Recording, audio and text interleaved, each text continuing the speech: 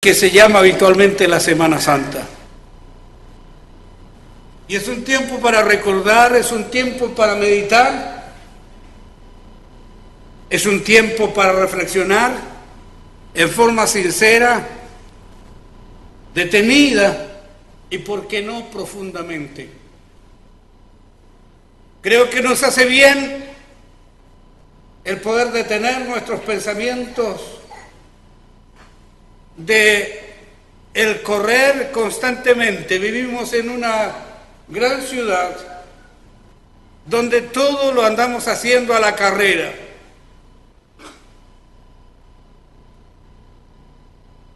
Hasta dormimos más rápido por causa del tiempo que se nos va. Y qué bueno es tener estos días, no solo para salir a distraerse.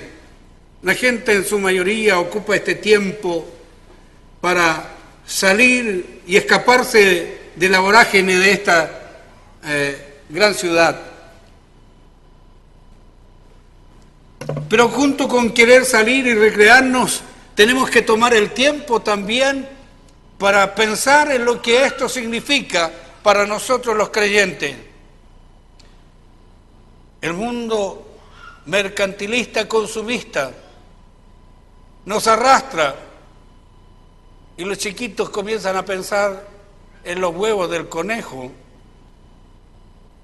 más que en lo que esto realmente significa, y es porque nosotros mismos, padres, corremos tras aquellas cosas. No quiero decir que no le regalemos un chocolatito al niño, pero no es lo fundamental, no es lo principal. Tenemos que aprender a detener nuestro pensamiento en lo que sí es fundamental, y esta es la palabra del Señor. El pastor, ya te dije pastor. ¿Será profecía? Max, diácono de nuestra iglesia, leyó allí en el Evangelio de Juan, precisamente es el Evangelio donde yo quiero detener un momento mi pensar junto a ustedes. Quiero reflexionar en torno a esta palabra que fue leída, y desde el verso 12 en adelante hasta el 19, fue leída la palabra del Señor, que nos habla, pero no es el único pasaje.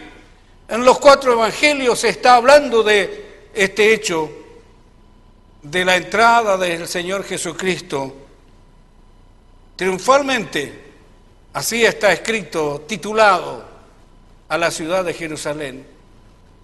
¿Será tan así que el Señor entró victorioso a Jerusalén? Esto nos lleva a nosotros a pensar entonces en torno a este pasaje. No voy a volver a leer el pasaje, ténganlo allí en su Biblia abierto, porque voy a ir mencionando algunas cosas. Capítulo 12 de Juan, verso 12 en adelante, ahí fue leída la palabra del Señor al comienzo del culto, hasta el verso 19. Este es uno de los episodios, yo diría, dramáticos, pero también interesante, en torno al ministerio público del Señor Jesucristo.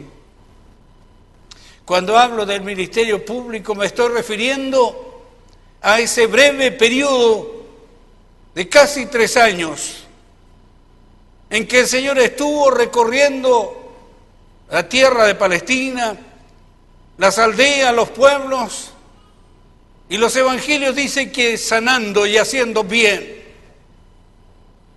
Él se tomó el tiempo durante este corto periodo. ¿Qué hace uno en 3 años? Puede hacer mucho como no puede hacer nada. No es un tiempo prolongado, es un tiempo breve, más aún si tenemos en consideración que la movilización no era como en nuestros días, todo era a pie, o a lomo de mula o de burro. El que tenía recursos tenía para comprar un burro o una mula y poder así movilizarse. Que no los poseía tenía que entonces hacer todo su trajín a pie. Recorriendo, no había pavimento, no había asfalto, eran caminos polvorientos. Más el fuerte y abrasador calor. Entonces, por cierto, el movilizarse se hacía más difícil. Este episodio, los 4 evangelios le dan un espacio, proyectando su visión en torno al hecho. Cada uno de ellos tiene una óptica, se sitúa en un determinado punto. De allí entonces proyecta su mirada y escribe acerca de lo que él está percibiendo. Pero al unir los relatos nos podemos dar cuenta de la visión de cada uno de ellos. También es interesante observar en este episodio la actitud de la gente, la actitud de los líderes religiosos de la nación que estaban allí. Pero no menos interesante también debe ser, y esto debe llamarnos la atención, la actitud del propio Señor Jesucristo. Frente a un hecho que era inminente, se acercaba rápidamente el tiempo en que él sabía lo que venía, por lo tanto, él estaba consciente de la responsabilidad que estaba sobre sí. Leyendo con cuidado los evangelios, debe llamarnos la atención la conducta tan particular de nuestro Señor Jesucristo. Le vamos a encontrar en algunos casos diciendo, no le digan a nadie nada. Como diciendo, guarden secreto de lo que ustedes han visto, de lo que yo he hecho. Quiero que sea algo para que ustedes lo tengan muy reservado. No sé si el Señor con ello estaba motivando que se contara, no lo sé, pero hay una actitud del Señor. Y es una actitud tan diferente a la sostenida en gran parte de su ministerio, la que está sosteniendo en este episodio en sí. Le vemos generalmente sustraerse lo más posible de la atención de la gente. Él quería pasar casi desapercibido, como nos lo relata allí el Evangelio de Mateo en el capítulo 12, verso 19. No contenderá, ni voceará, ni nadie oirá en las calles su voz. Es una cita del Antiguo Testamento. Se está diciendo que el Señor, durante su ministerio público, no pretendía llamar la atención. Lo que él hacía, lo hacía movido por la compasión, por la misericordia que él tenía por la gente. Cuando leemos en el Evangelio de Mateo, dice que el Señor sale y observa y ve a la multitud y la ve desamparada como oveja que no tiene pastor, y tuvo compasión de ellos. Todo su ministerio público, el móvil fundamental del quehacer del Señor Jesucristo está en su compasión. Él siente compasión por la gente. Y esto me lleva a pensar en nosotros que ejercemos liderazgo, en nosotros que desarrollamos el ministerio pastoral, por ejemplo, o cualquier otro ministerio, el diaconado. ¿Cuánta compasión nosotros sentimos por las personas? ¿Somos movidos a misericordia por la gente?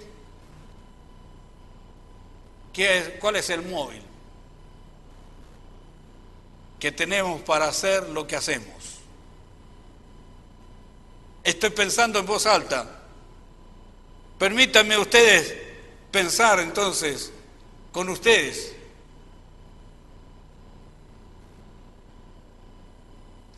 El Señor Jesucristo vivió generalmente en el desierto y evitando el entusiasmo de quienes querían coronarlo rey. Les recuerdo que una de las preguntas de los discípulos tiempo después era: Señor, ¿y cuándo vas a restaurar el reino? Es decir, ¿cuándo tú vas a comenzar a gobernar? ¿Cuándo tú te vas a sentar en el trono de David? Ellos estaban más situados en el área política. Por eso la Biblia dice que los pensamientos del Señor no son iguales que los nuestros, ni nuestros caminos como los suyos. Así es, en verdad.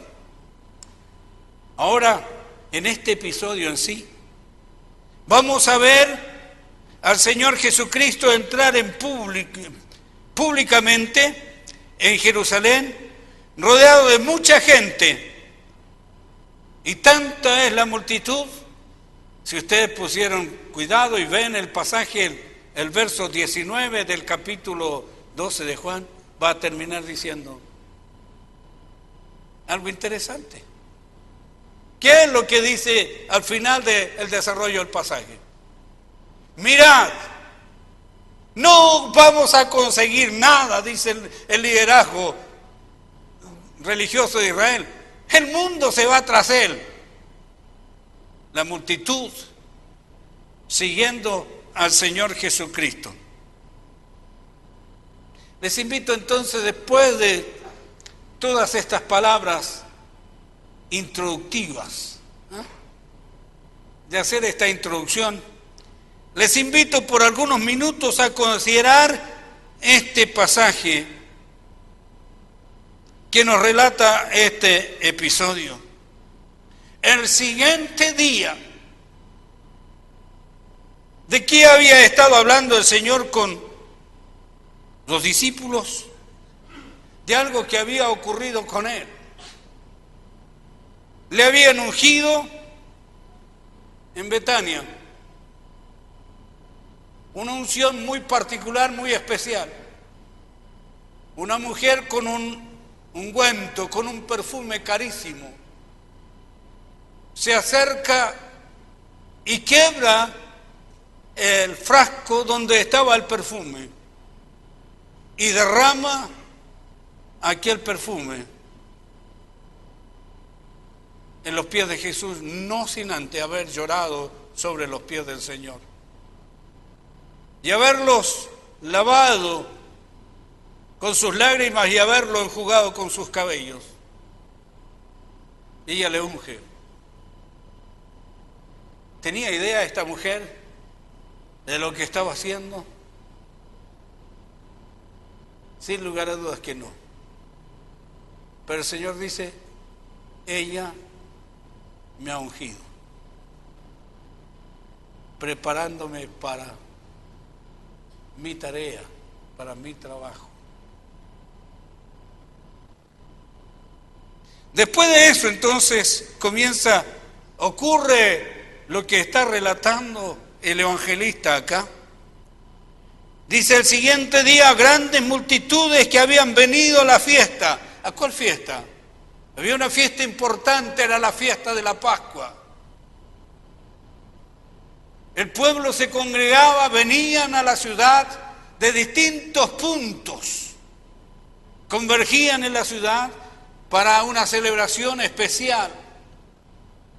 Es como si nosotros nos juntásemos de todo nuestro país y viniéramos y estuviéramos aquí en la capital para celebrar las fiestas patrias.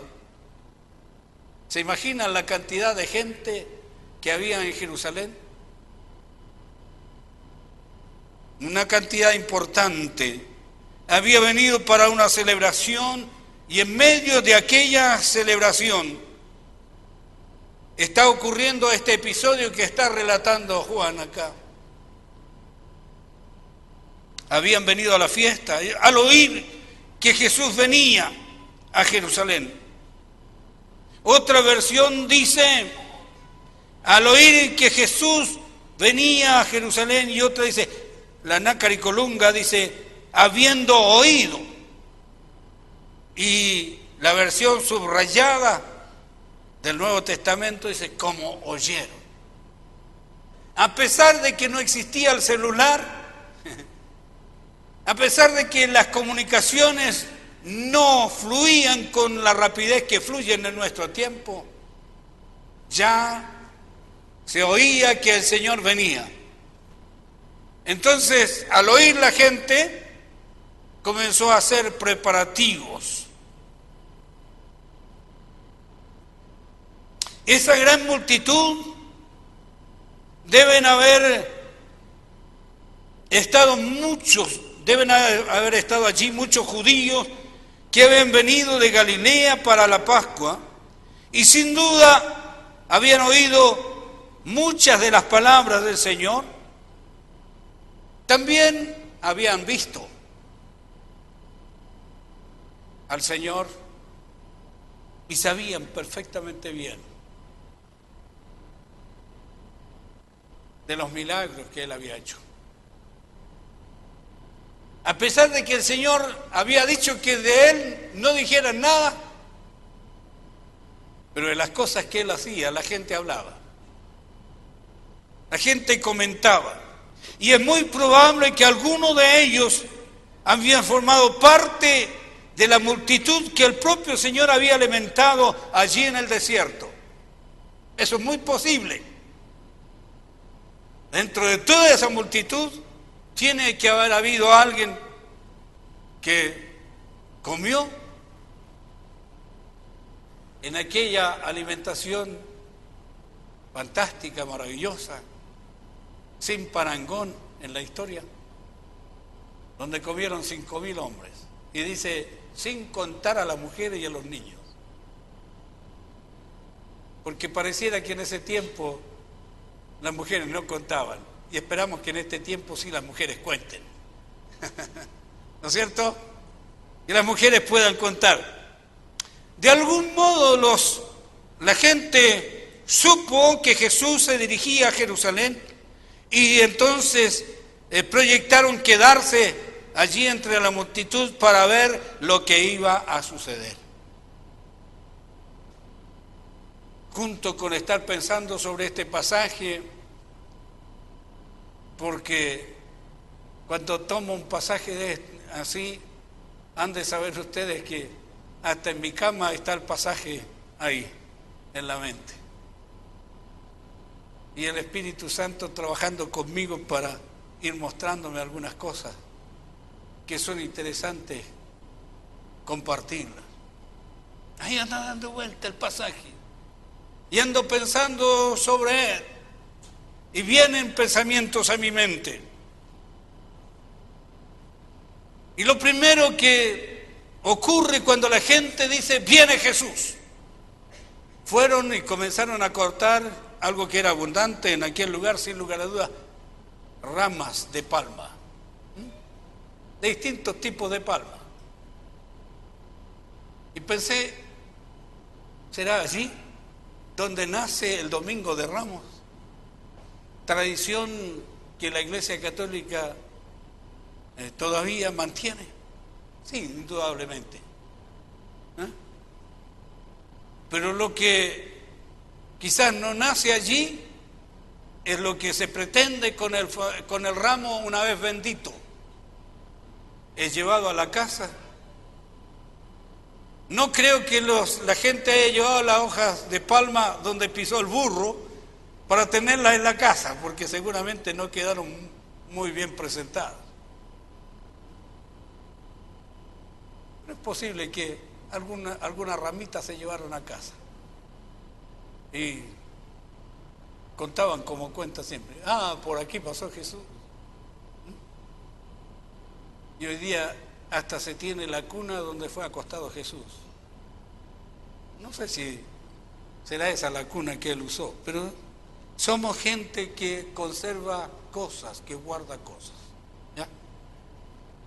Podemos preguntarnos, ¿qué movió a esta gente para hacer tal recibimiento? Porque el recibimiento es: bendito el que viene en el nombre del Señor. Le aclamaron. Pusieron las hojas de palma para que pasara el burrito donde el Señor iba sentado. Como la alfombra roja aquí. No quiero decir que todos los que transitamos por la alfombra roja somos como el burrito. ¿Ya? Pero sí es importante preguntarnos qué fue lo que movió a esta gente. Posiblemente algunos de ellos creían que Jesús era realmente el Mesías. Posiblemente. Otros, solo movidos por imitar, hicieron lo que los demás hacían. Algunos tenían una vaga idea de quién era Jesús, pero ellos proclamaron: bendito el que viene en el nombre del Señor. Mi pregunta es: ¿qué conocimiento tenemos nosotros acerca de Jesucristo? ¿Podemos hoy proclamar que Él es el bendito? ¿Que Él vino en el nombre del Todopoderoso? Estas son las reflexiones que hace el pastor cuando está situado en un pasaje. Quiera el Señor que en nosotros haya un conocimiento claro de quién es el Señor, quién es Jesús, por qué vino, cuál fue su gran motivación. Pablo pareciera haber tenido muy claro aquello cuando él señala que sabe en quién ha creído y sabe que es poderoso para guardarle a él. Que esa convicción también esté en nuestra vida. Bendito el que viene en el nombre del Señor. Estas palabras fueron tomadas del Salmo 118 en el verso 26. Allí está. Lo que hace Juan es transcribir aquello que la gente está señalando, pero tiene asidero esa proclamación allí en el Salmo 118, en el 126. Allí está asentada esa declaración. Y siguiendo, nos dice que el Señor halló en su camino. Lucas es un poco más específico. Lucas dice que Él envió, estando en Betfagé, dice que envió a dos de sus discípulos a ir en busca de un burrito, que él sabía dónde estaba, cómo estaba, y seguramente sabía quién era el dueño. Pero Lucas, como buen historiador, él se fija en detalles que Mateo o Juan pasa de largo. Para Juan ese detalle no era importante, no era trascendente. Lo importante y trascendente es que en aquel pequeño animal, porque aunque se dice que los burros del oriente eran bastante más fornidos, bastante más altos también, eran digamos muy apreciados y muy valorados también. Cualquiera no tenía un burro, ¿no? Tenía su costo. Y habían hasta burros blancos también, aquello tenía más valor todavía. Entonces pareciera que el burro que el Señor usó era precisamente blanco. Y un detalle es que era un animal en que nadie jamás había montado. Es otro detalle importante. Nadie había montado sobre él. Entonces, no importa si lo mandó a buscar, no importa si se lo encontró por el camino, lo importante es que el burro sí fue útil. Hasta el burro pudo haberse creído que los vítores eran para él.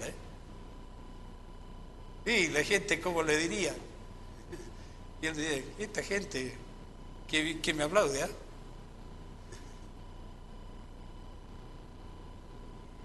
El burro podría bien apropiarse de la gloria que le correspondía al que iba sentado sobre él. Cuidado con tener una actitud de esa naturaleza y apropiarnos de la gloria que no nos corresponde. Es importante tener en cuenta que el hecho de montar en un asno no era tan humillante como parece a primera vista. Los asnos orientales eran grandes, fuertes y de mucho valor. Montar en un asno, y sobre todo si era de color blanco, como algunos señalan, era indicio de grandeza en los días de los jueces, por ejemplo. Los jueces usaron burros.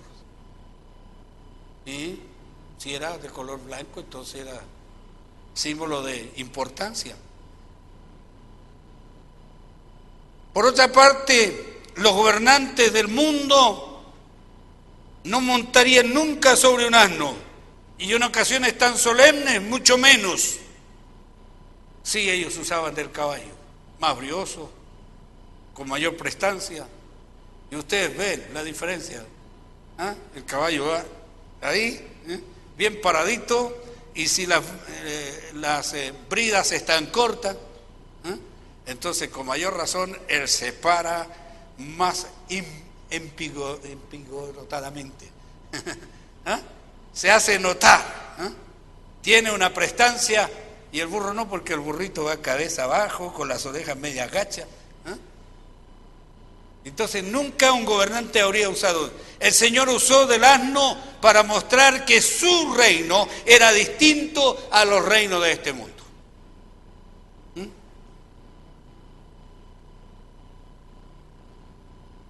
¿Por qué el Señor entró a Jerusalén?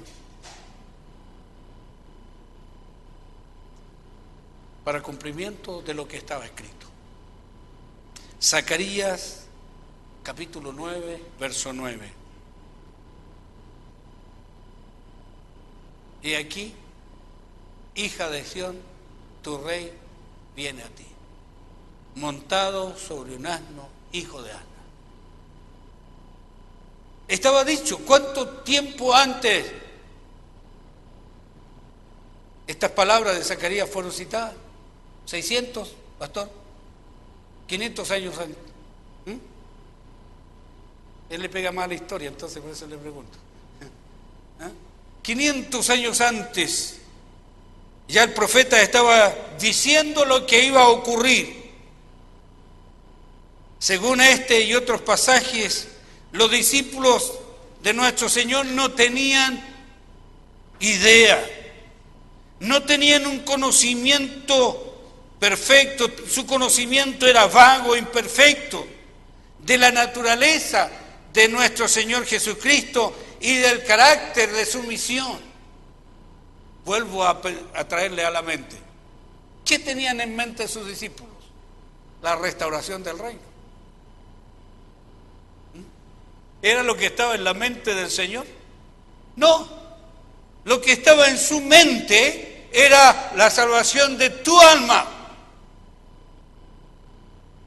Él venía a cumplir una tarea, y era la tarea redentora. Él venía con el propósito de morir en una cruz. Cantamos hace rato, ¿no es cierto? Cristo, moriste en una cruz.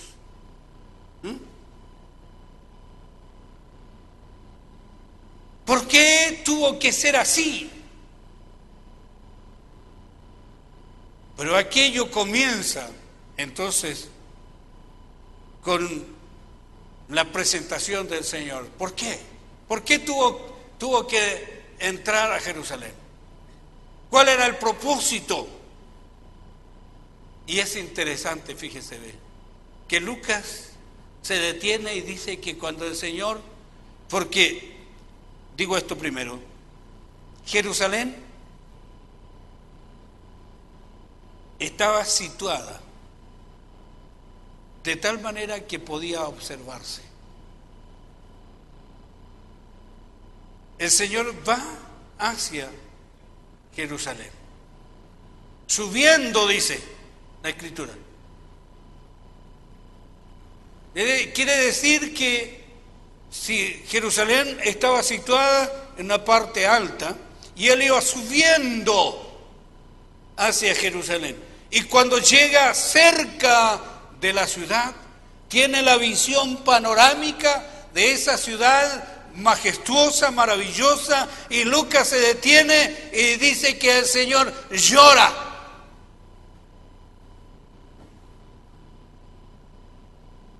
¿Por qué? ¿Cuál es la razón de su llanto? Es que Él ve lo que nosotros no vemos, lo que nosotros no percibimos. Él vio una ciudad llena de orgullo, llena de soberbia, una ciudad arrogante,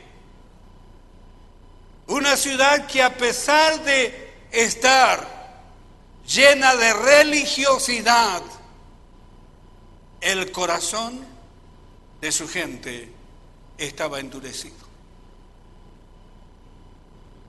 Y luego él dice: oh, si tú al menos conocieras en tu día lo que es para tu paz. Y esto tengo que decirlo, porque en mi mente y en mi sueño estaba la interrogante: ¿cómo estaremos nosotros como Alianza Cristiana y Misionera de Providencia? Cuánta soberbia, cuánta arrogancia, cuánta incredulidad habrá en nuestros corazones. ¿Podrá el Señor llorar de nuevo, ahora no frente a Jerusalén, sino frente a nosotros? O que el Señor nos ayude. Que ni la soberbia, ni la arrogancia, ni la dureza de corazón, ni la incredulidad tengan cabida en nuestras vidas. Que seamos un pueblo sensible, que nuestro oído esté atento. Así oraba delante, decía: Señor, danos una mente abierta, danos un corazón dispuesto, danos una voluntad rendida para oír tu voz, porque es lo que necesitamos, queridos. Necesitamos que el Señor llene nuestro corazón de su gracia. Los discípulos estaban sin entender nada, y aunque seguramente estaban junto a la multitud vitoreando, no entendían nada, y solo dice Juan que ellos entendieron una vez que el Señor fue glorificado. Solo recién. ¿Cuándo ocurre eso? Hechos, capítulo 1, verso 11. ¿Qué dice Hechos 1:11? Que estando ellos con los ojos puestos en el cielo, entre tanto que Él se iba. Esa es la alusión. Puedo estar equivocado a lo mejor, pero en mi opinión, esa es la instancia en que los ojos de ellos son abiertos.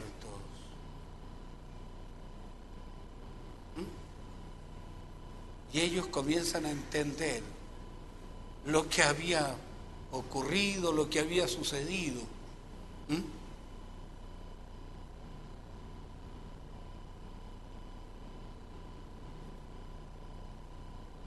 Los discípulos, después que pasó el tiempo de la entrada triunfal, se dieron cuenta de que habían tomado parte en el cumplimiento de lo que estaba escrito.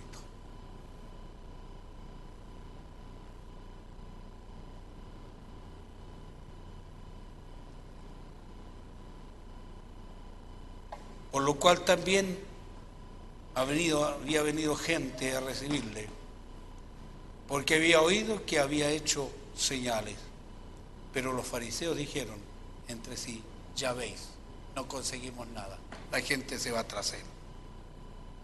Estas palabras son de hombres llenos de enojo, llenos de disgusto, al ver sus esperanzas frustradas.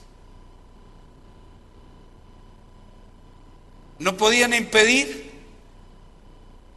lo que la gente tributaba: honores a Jesús.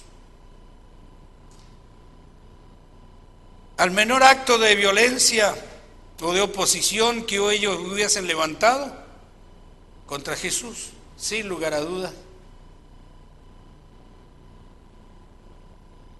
echaban peligro sobre sus propias vidas. Al terminar este pasaje, nos queda la convicción de que cierta majestad real de parte de Jesús influyó misteriosamente en el ánimo del pueblo para que la gente lo aclamara: bendito el que viene. Pero como los sentimientos suben y bajan, las emociones vienen y se van, así el fin de semana siguiente van a estar pidiendo que sea crucificado. Que en este tiempo nosotros estemos dispuestos no solo a proclamarle que es nuestro Rey, sino también estemos listos a obedecerle, a honrarle como nuestro Señor y Dios. Que nuestra Semana Santa sea diferente.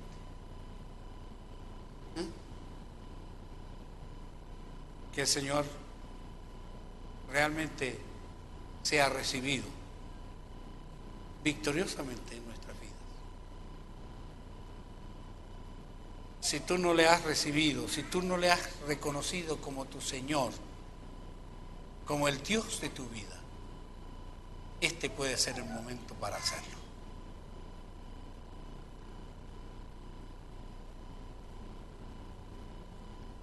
El Señor se presentó a Jerusalén como testimonio para ese pueblo, para que ellos no digan que nunca oyeron ni vieron nada. Y esta palabra sigue hoy vigente para que tú y yo tengamos testimonio y no digamos que no tuvimos la ocasión de escuchar nada acerca de Jesús. De Él hemos oído. Quiero invitarte a inclinar tu rostro y a orar. Y mientras estás orando al Señor, quiero en esta hora extender una invitación. Si hubiera alguien que aún no ha entregado su vida al Señor, que aún no sabe qué es lo que es el Señor para sí, y hoy ha escuchado y sabe que el Señor vino con un propósito fundamental y tiene que ver con la redención de tu alma. Y hoy te das cuenta que necesitas al Señor en tu vida.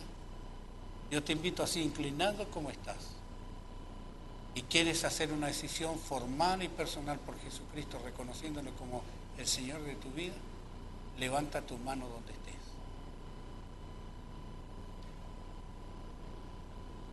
Quiero ver esa mano levantada si tú quieres tomar una decisión hoy por el Señor Jesucristo. ¿Habrá alguien en esta hora? Dios te bendiga. Acá veo una mano levantada. Puedes bajarla. ¿Hay alguien más? Dios te bendiga. Puedes bajarla, varón. ¿Hay alguien más en esta mañana que quiere entregar su vida al Señor y darle la bienvenida al Señor Jesucristo como su Señor? Levante su mano donde esté. Algunas manos se han levantado. ¿Habrá alguien más? Por lo menos dos hoy han dicho: yo quiero recibir al Señor en mi corazón. ¿Habrá alguien más esta mañana antes de orar? Yo voy a pedir que estas dos personas, esta dama, este varón, que levantaron su mano, pasen aquí. Voy a orar con ellos. Vengan acá. Venga acá. Ven acá. Si hay alguien más que quiere tomar este paso, puede hacerlo ahora. Puede venir. ¿Cuál es tu nombre? Juan Carlos. ¿Habías hecho alguna vez una decisión como esta?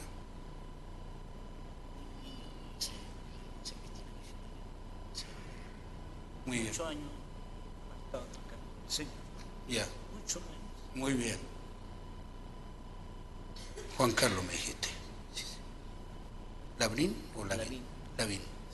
Juan Carlos, cuando niño, recuerda haber hecho una decisión de esta naturaleza. Pero hoy viene como un hombre maduro, ya dispuesto a entregar su vida al Señor. Acércate. ¿Cómo te llamas? Aurora, ¿alguna vez hiciste una decisión así como esta?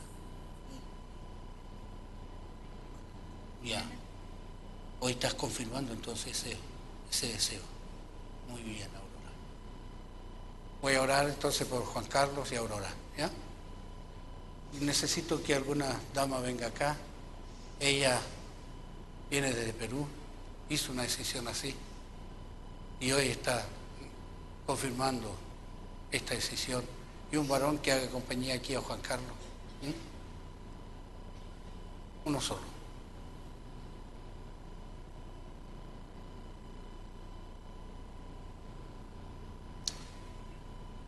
Repite conmigo, Juan Carlos, Aurora, después de mí diciendo: Dios amado, estoy aquí delante de ti y me doy cuenta que te necesito. Y así como tú un día entraste en Jerusalén para ofrecerte a ellos como su única esperanza, así hoy yo te recibo a ti como mi única esperanza. Rindo toda mi vida para servirte, para amarte. Tómame, Señor, transfórmame y haz de mí un instrumento de honra, de gloria para ti. Gracias por amarme, gracias por perdonarme y gracias por recibirme ahora como tu hijo, tu hija. Gracias. En el nombre de Jesús, que tu Espíritu Santo llene ahora mi vida de gozo, de fe y de esperanza. En el nombre de Jesús. Amén. Soberano Señor, ahora lloro. Te doy gracias, Señor, por Juan Carlos y Aurora. Señor, quiero que tú le bendigas en este instante. Que ellos sientan que tu mano maravillosa le levanta, Señor, y les restaura. Señor, y que así como tú te ofreciste generosamente a una ciudad entera, hoy te ofreciste a la vida de ellos. Y ellos te dan la bienvenida, y ellos te reciben, y ellos te aceptan. Señor, llénales de tu gracia en este instante, y permite que la gloria tuya les inunde por completo. En el santo nombre de Jesús. Amén. Los jóvenes, por favor, con el término del